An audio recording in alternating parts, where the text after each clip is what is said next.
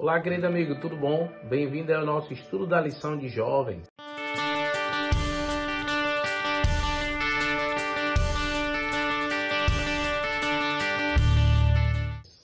A lição de hoje tem como tema imutável. Realmente a lição, ela trabalhou aí alguns assuntos envolvendo a lei essa semana, mas sempre com a ênfase do sábado como o dia do Senhor.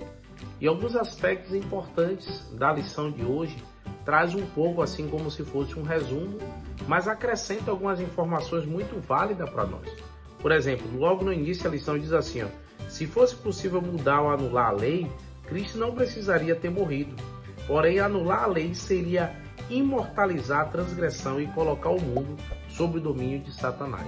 Tu consegue entender por que aqui a lição trouxe esse texto? É porque é o seguinte, amigos, Jesus veio justamente para pagar o preço que a lei exigia pelo pecado. Porque o pecado é o quê? Transgressão da lei. Então, Cristo veio justamente para pagar o preço da penalidade da lei. Cristo, ao morrer na cruz, ele agora pagou o preço por nós para que a gente tivesse a oportunidade de vida e essa vida eterna.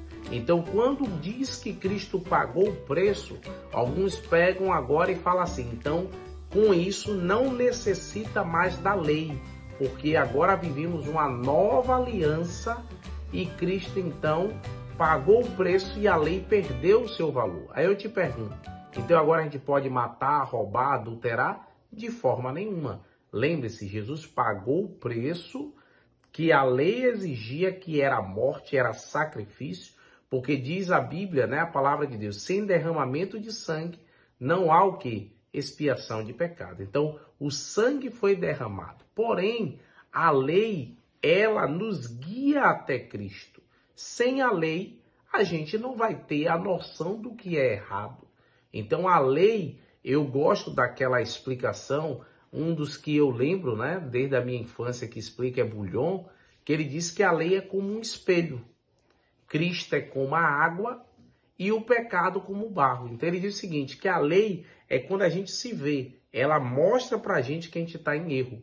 O barro é o pecado, então no decorrer da vida a gente se suja com barro, mas a gente não pode se limpar com espelho.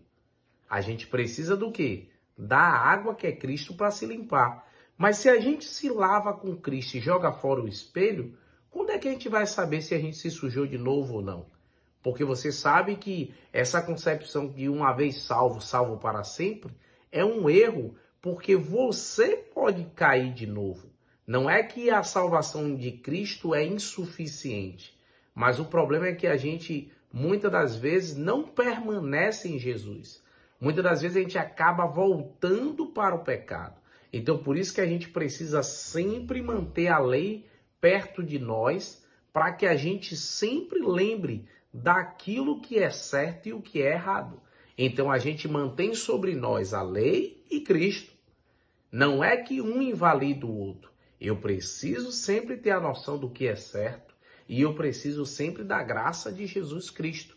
Agora, se eu manter Jesus perto de mim, a lei eu vou fazer como Davi fala, eu vou guardar no meu coração e vou fazer isso naturalmente em amor a Jesus.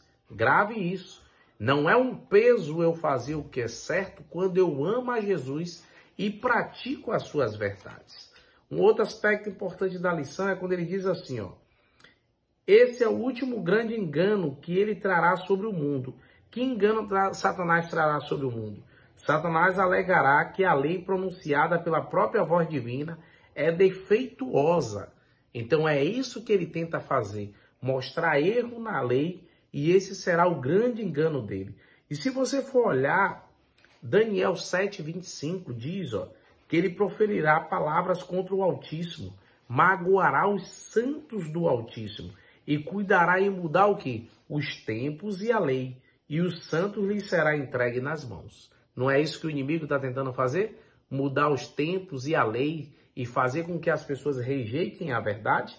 Fique atento.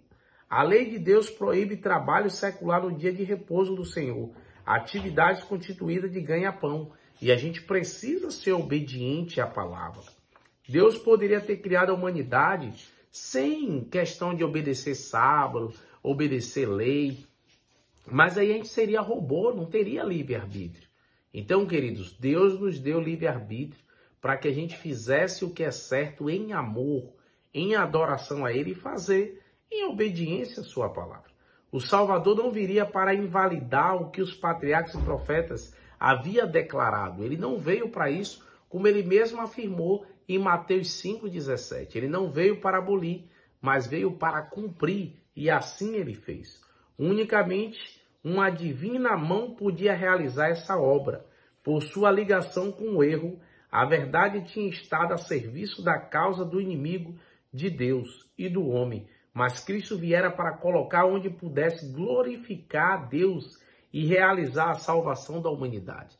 Então Cristo veio para colocar a lei e a verdade no lugar certo, porque o homem tirou de foco, o homem bagunçou as verdades divinas e Deus queria agora, por meio de Cristo, mostrar o que ele esperava que o homem fizesse de certo.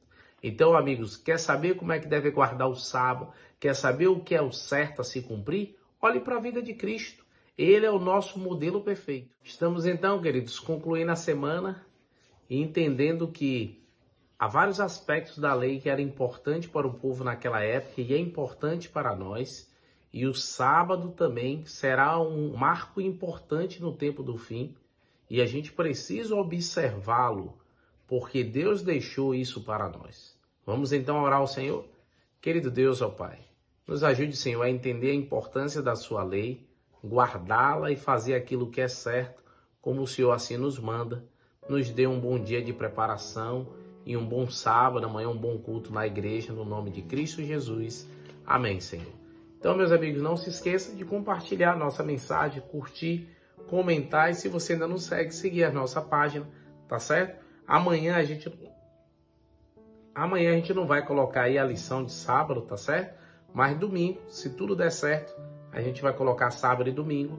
Caso não dê certo aí, devido ao processo de viagem, a gente vai comentar mais na frente, tá bom?